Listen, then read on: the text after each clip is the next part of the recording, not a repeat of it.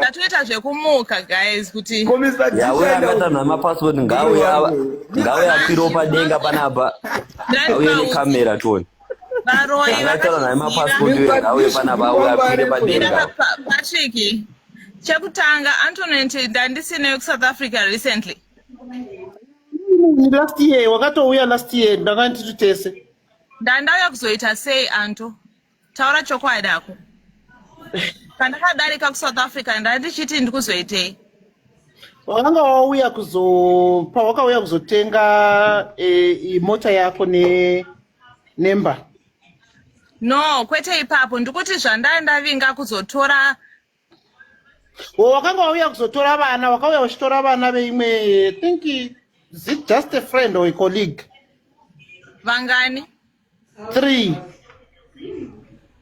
Ndakaenda navo kupi? Wakapfuura navo kuno South Africa ukatondiona ukazoti ukanofly kuora Tambo, then you went through Dubai ukazofly kuenda kuEngland. Thank you. Saka ndione kuti pane munhu endi chachaitika ipapo pane mukadzi anga aposta nyaya yake pasocial media achitoti izvonizvo ndaita problem ndine vana vari kuSouth Africa ndikukumbirawo kubatsirwa nevana ivavo kuti vayambuke vauye kunoku ndandatenga matickets eEmirates. So matickets eEmirates awa ndakaita sei mwana wangu uyu ane 5 years arambirwa kunzi akwire ndege because asati atena 5. Ndakaenda ndikanovatora vana ivavo vari 3 ndamunzwira tsitsi mukadzi yeyoyo vana vake vaitorwara 2 vanga vari muICU 2 of them.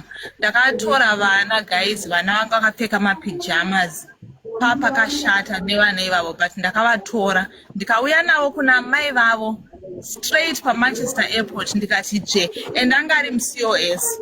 Saka zvinoshamisa kuti ndini ndichatuka munhu wemuCOS here because handione ndichizviita because ndakatombobatsira vana ivavo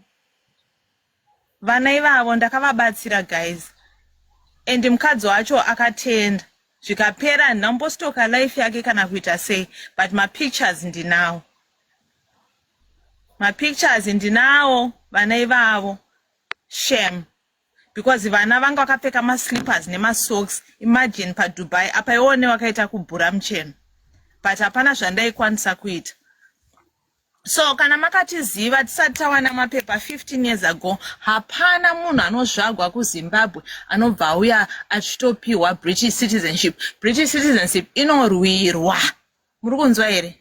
Unorwa hondo huru kuti uzobata bhuku iri. Manzwa here? Instead yekuti vabvunze kuti makazviita sei vane vachinongona hondo huru. Plus inini ndine vana vangu makarati. Ndine mwana wangu wekutanga mutema.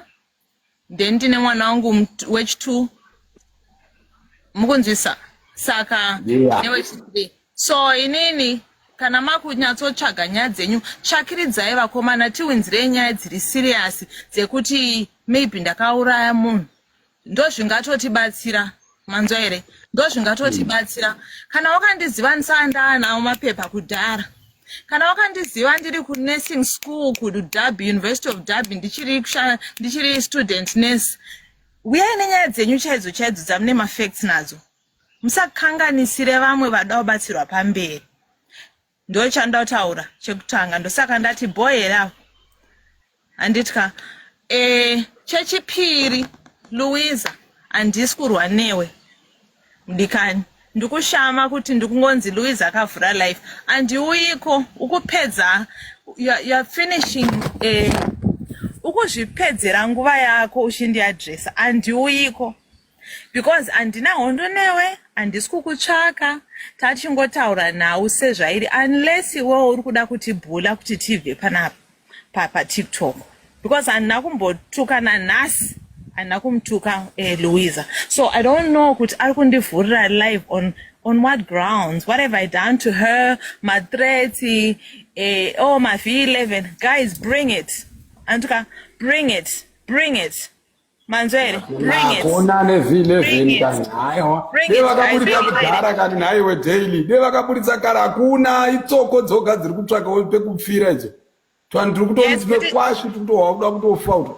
hapana kana ane V11 raanaro apa kungouya chingowawata he wakazoda hapana neV11 mavoice noti 1 2 3 Tutsi handiadrese uyu Tutsi kana passport yako iwo iri yeblue zvoreva kuti muri vatsva kuwana blue passport muri vatsva handitori ndakagumbuka pandikagara parama ndikuwa kunongonewa izvezvi kutondikanganisa dheni ipapa zvohwisa urombo zvohwisa tsitsi munovataka handitauri nemunhu guys handitauri nemunhu